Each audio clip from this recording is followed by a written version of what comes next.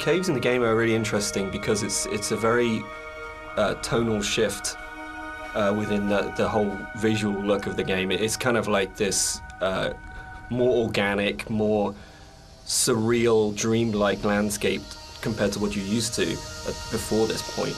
It's we kind of used the visuals and this kind of unreal theme very subtly, but here it's kind of at the forefront, and it's, to me, has kind of been designed as this kind of journey through the inner self, through the body, and it's really designed to be a very different experience compared to the rest of the game.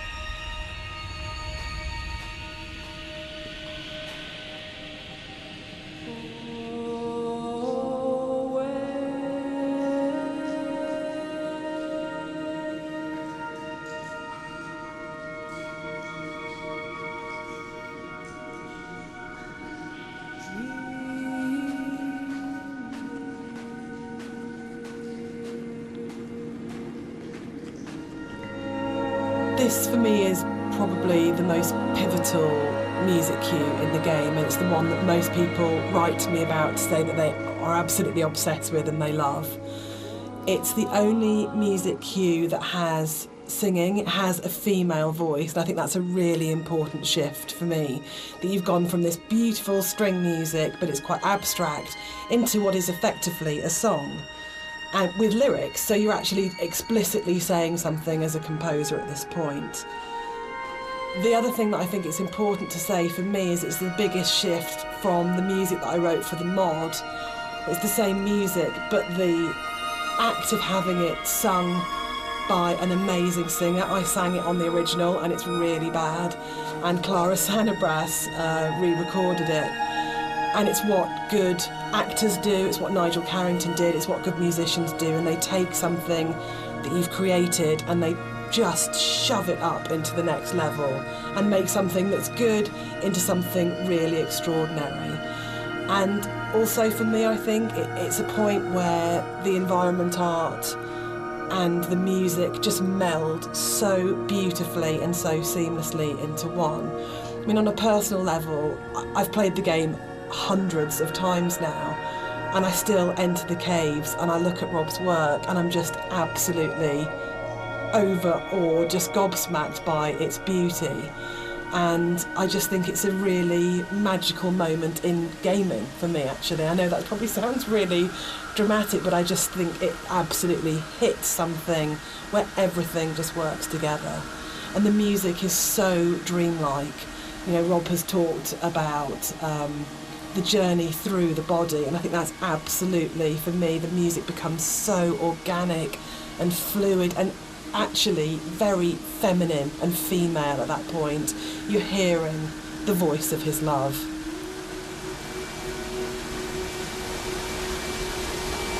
I just want to say that I think you can divide caves in games into pre and post Dear Esther. I think it's just a way of breaking away from reality into saying what you can do with these spaces that actually makes them this incredibly, much more vividly colourful and much more kind of interpretative and look from it. And it's really interesting that I look at caves now in games and I find myself going, that's a very Rob Briscoe cave. And I think that's an amazing thing to have achieved. So I think it's one of those, it's great paying other people's work compliments. I enjoy that because you never feel like you're being big-headed about yourself, but I think it is. I think particularly it does come again down to that blend between the audio and visuals that just, it's a real high watermark. I kind of, it's one of the areas in all of the games we've made that I'm most proud of. I think as well, you think you know what you're getting with Dear Esther for the first 45 minutes of the game, wherever we are at this point, and then you step into something completely unexpected and completely new, and I think it just throws the player such a curveball in such a wonderful way.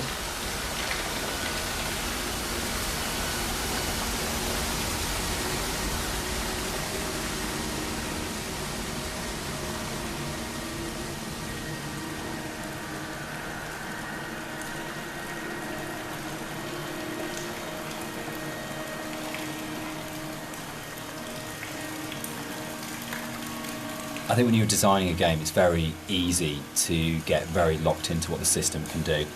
And you're trying to deal with all the different variations of things, that if a player does this, then this. And we have to deal with the consequence here. And our lead designer, Andrew, and I talk about this all the time, about you might have an idea, but then how does this radiate out throughout the entire system? And you get very caught in the idea of what the system has to be and how robust the system has to be and this kind of thing. And I think what's really important as a sort of a designer or as a creative is that understanding that actually the real game is happening in the player's head, and that the system can be whatever you want it to be, but if the game isn't running in the player's head as opposed to on the screen, then you're missing a trick. You're not letting the game be everything it could be. And I think the great thing about working with a game as simple as Esther in a way is that those sort of consequences of player interaction, there's not a huge number of them in the way that there might be with a very mechanically complex game. So you can really heavily focus on what is the game experience that's being played out within the player's sort of mind and heart at the moment. And there are other, sort of, I know this is a kind of a way of approaching game design that has become increasingly popular over the last few years, and like Journey was a really, really good example of that game company really focusing on what's the emotional experience of playing this game.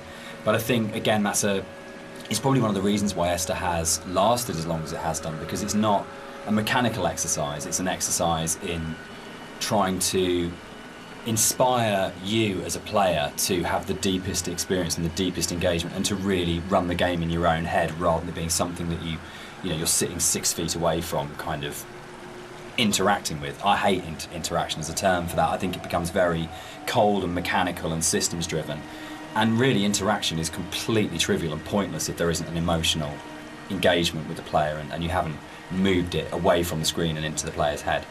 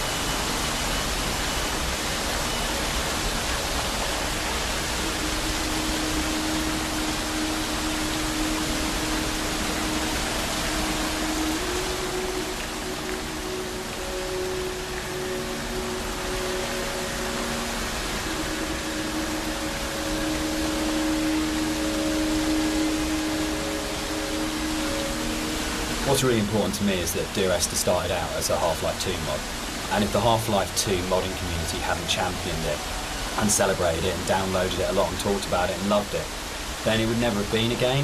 So it's never really bothered me the kind of is it a game conversation, because as far as I can see it, Dear Esther and like everything that's come after it that's been inspired by it, this was championed by Half-Life 2 modders, and they made it what it is. And so if you've made something that the real kind of hardcore of the hardcore in terms of these are first-person shooter modders have gone, this is really good and really special and we're behind this, then you've already got the support of a really amazing gaming community, and the fact that they championed it, we owe them a huge amount in terms of where we are. And I'm really proud to come out of that scene. I'm really proud to be a company and to be sitting here talking about a game that started life as a mod. Yeah, I think they're the ones that really kind of like pushed us forward and given us the passion to be able to take it to a commercial level and give us the confidence to make us believe that there's an audience for this kind of thing.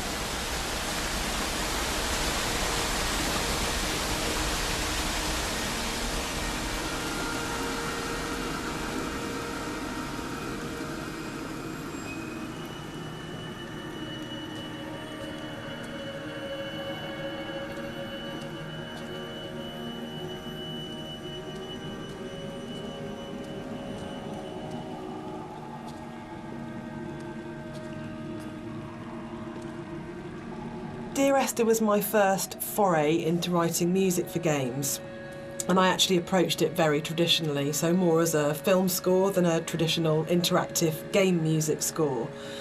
And what's really interesting for me is that the lack of interactivity in the music was never a problem for anybody that played the game. And that's a separate discussion, but there's a big schism between game music composers of how much the music should be following the player at all times in terms of interactive music. But one of the reasons I wanted to say something at this point was that this was my little first journey into thinking about how you write music for games rather than films. So I had this song that was a certain length, and Dan said, well, we don't know how long the player is going to take to traverse through that space. And I thought, oh no, he's right, and slightly panicked. So this was a very simple solution where the song was split in half, and then I wrote some drone music that could just play for as long as was needed as the player walks through the space, and then the second half of the song would seamlessly play. And it's very, very simple, but it's quite emblematic for me in terms of my career, because it was the first time that I had to think about the player. Because with film music it's so simple, you know exactly what's going to happen when. But this concept of interactivity was so new for me, so I kind of look back at it fondly because it's quite a basic approach to, compared to something like Everybody's Gone to the Rapture, where that was an open world adventure where I had to really think about the player and their movement through the space. So I kind of look on this very fondly, this moment in the game.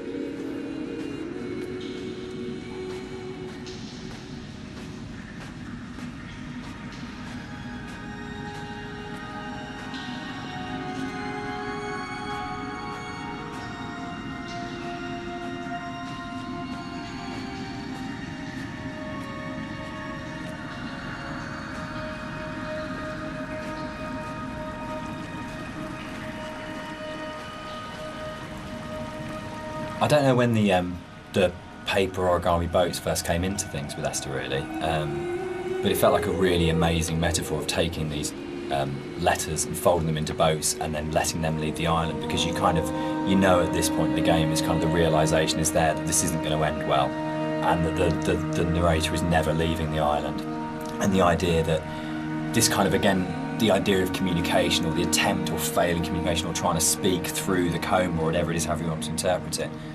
But the idea of putting the boat in the underground river really felt like it kind of reinforced that sort of dream-like kind of quality of the caves, of actually there's something really sad about this one boat, because when you see it go past, you know that even the boats aren't going to leave the island. Like this is something which doesn't have a tidy, neat kind of like resolution, and there's, even if you don't sort of think about it to that sort of level of depth, there's just something, it's one of those things that I really love about games that you can do, where it's just a moment that has a really distinct emotional tone to it, that you go, there's a pause when you see that boat goes past, that I just think is, yeah, it's something special you can do with kind of media like games.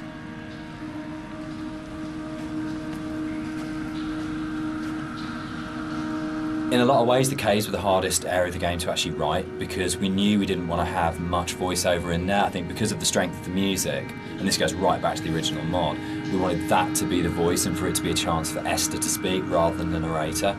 And we also wanted to have this break, so when the narrator came out from the caves, you had a real definite sense of something happening, and that he had changed as a result of this journey. So it meant really felt wrong to have a lot of voiceover within there, but then that made it really difficult, because then it was, you had like 4 one-sentence lines in there, and each one of those had to have an absolute clarity and to really, really kind of work. So I think for me, it was really interesting. It's like the difference between writing kind of fiction and writing poetry. When you read really amazing poets and you have that incredible surgical precision where every single word is considered and placed so absolutely.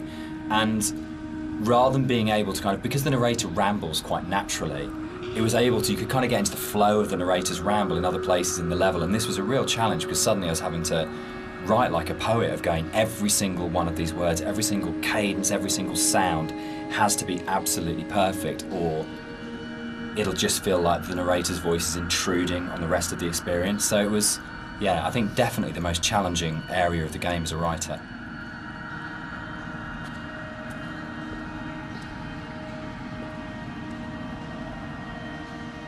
The sound here is a classic case of, again, what music I think does really well, which is you've had this soft, lyrical, beautiful, epic, dreamlike music, and then the moment you come out of the caves, you're into this really harsh soundscape, and the tonal shift is very, very brutal, I think, and deliberately so. You have very little music when you come out of the caves, you hear the wind. And it's a classic case of foreshadowing. So we know from this point that things are probably going to get bleaker, more difficult. And yeah, it's something that music does really well, I think, which is that emotional signalling and signposting.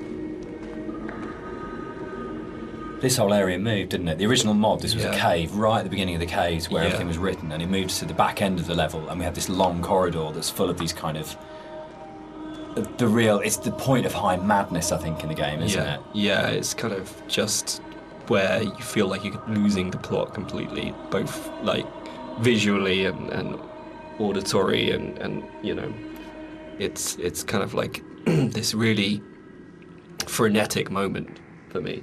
I think it's where you feel most that you're underneath a mountain, and you feel Yeah. the weight of that mountain, and just I loved the idea when we were, you know, putting through it of what would it actually take to do this, like to actually paint all these symbols and what is going on. And it really, it's quite an explicit kind of thing of madness, of going, you would have to be insane or very, very disturbed to actually do this, and what is the process that this person's trying to work through, what they trying to achieve by this. And I think it really strengthened it, making it a crawl through a tunnel as opposed to just a static location. Yeah, I think it's the consistency and the coherence of the symbols is a lot more broken down as well. Like you see some symbols before like scattered around the environments, but at this point they're like right in your face, and they're kind of just, it's just total madness, you know. Any kind of meanings have been crossed over and confused, and you know, I think it really helps to bring the tension up at this point at a level as well. So you're kind of coming out of this dreamlike state a little bit.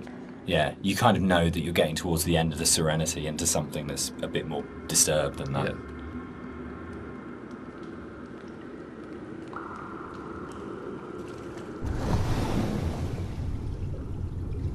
This is a bit more of a contentious one because we disagree on this one. I struggle with this. With the points in the caves where you duck above and below the water, and you have to have that transition of audio. And I love the audio on both sides of the surface tension of the water, but I really struggle with you breaking water because it's such a hard edge to the sound. And I don't think there's any other way around that. And you need to have those moments where you do go underwater because it's so important. But it's one of the areas that's never sat very comfortably with me, because I feel like in a level which hasn't got a single edge in it. It's the one edge within it, and it breaks me. And that's why I think it's so successful, because you've been lured into this completely hallucinatory, dreamlike world, and then all of a sudden, as a player, you're literally gasping for breath. You're coming up for air. And I think when we're talking about that metaphor of the body, for me, it's so about birth, and it's about this coming through the water, and actually it's a moment of realisation for me, but then you're having to go back under again, and you're diving down. So for me, without wanting to sound incredibly pretentious, it's about the fight between the conscious and the subconscious, and that struggle. Booyah! There's actually a really interesting thing about that underwater section there, though, is that, I don't know if you remember, but you had a certain piece of music that plays when you're underwater, and to me, I really like that. It's kind of like, because at this point it's kind of like a very calm, relaxed type of a journey, and you go on the water and it starts to break apart a little bit, and it's almost like, that kind of psychosis is still there. It's not complete bliss at this point, and and it helps to build the atmosphere up to this final jump. So we're both saying that Dan's wrong? Yeah. Excellent. Yeah. That's good. That's the way it should be.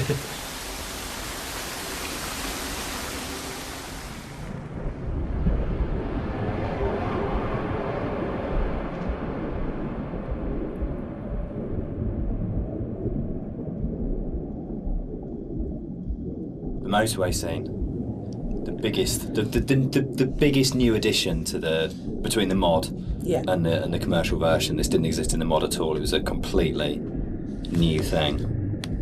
Yeah, it's I wasn't sure where the idea spawned from to have this scene, whether I just sort of went off or we discussed it, or I can't remember. I can't remember. Can you remember? It just kind of appeared, didn't it? And then it was just this kind of. I think for me, actually, I remember being some technical difficulty between the drop and then coming out at the end part, but it was the same thing that we dealt with in the past of like, how do we not kill the player?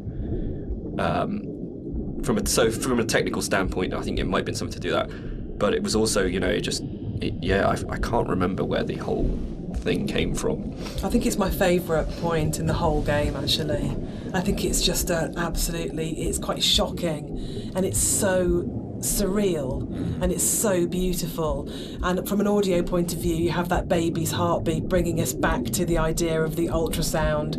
Was Esther pregnant? And it's one of those moments that I think everything just kind of collates together, and it's so unexpected. Yeah, for me it's like a moment of realisation. Yes. It's like it's coming to terms with something almost, Whether or not what actually is going on at the moment is real, this did happen. There's kind of an absolute.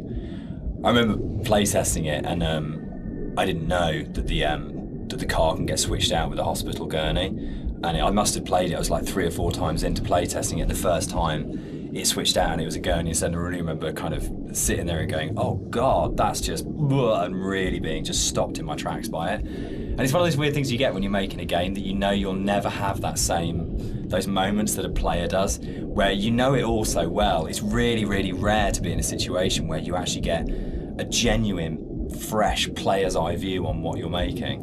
Yeah, I was always a bit worried that it was maybe a bit too literal. Like we gone a bit too literal with that. But I think looking back at it now, there's still a lot of strangeness going on there. Obviously, the whole scene is unusual, but there's still these like very subtle details that are there that kind of still making you think, what does that mean? Like I think if you look closely, there's like coins scattered around and things like that. It's And for me, it's, again, sorry to keep going on about it, but it's about layers of subconscious for me. That you start overground, you go into the caves, you go deeper, you're falling down, it's going down the rabbit hole effectively, and then you go to the deepest level, and that's actually the truth, that's the reality, that's what happened. So the admission really is that I did play fast and loose with the geography of the M5. There isn't actually a welcome break service. It's just outside the junction of Sanford. But As we has also been know, pointed out to you. players. I mean, what a thing if you make something that's based vaguely on somewhere in real life. In terms of a compliment, when you're getting emails from players going, there isn't a welcome break there, and people really trying to work out where is this, and whole threads about where on the M5 it is. That's just the most amazing feeling. But I think what I really love about, what I think works really, really well in Esther, and again it's something that I think is really carried forward to our other games, is that a lot of the time we're not dealing with kind of like big, glamorous, amazing, epic places. It's a sort of like a ratty little island in the Hebrides. It's someone who lived in Wolverhampton. It's just outside, a service station on a stretch of the M5. And I think that earths what's going on. Gives it a realness as well, particularly when you sort of put it against the surrealness of the caves. Actually, kind of going, this is really surreal and this is really, really dreamlike. But actually, I'm talking about, a car accident just outside a little chef, and that playing off those two things against each other. It's like making the ordinary extraordinary. Absolutely, yeah.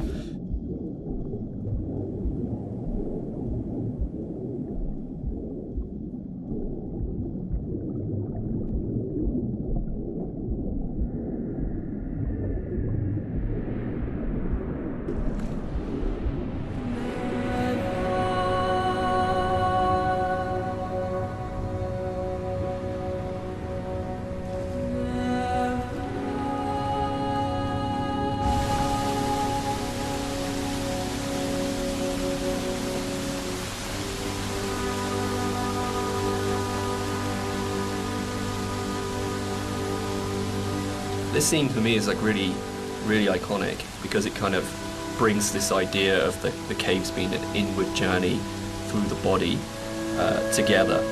It's really kind of like a symbol of rebirth, and it actually brings together a lot of the visual goals that I wanted to achieve with a lot of the symbolism in the game. Like I've talked a little bit about how the environment was kind of designed to provoke emotions, and kind of the impressionistic style gives you just enough information to make you think of things and feel things. But this is probably like the antithesis of this, and the whole feeling of rebirth here is quite strong. I know Jess.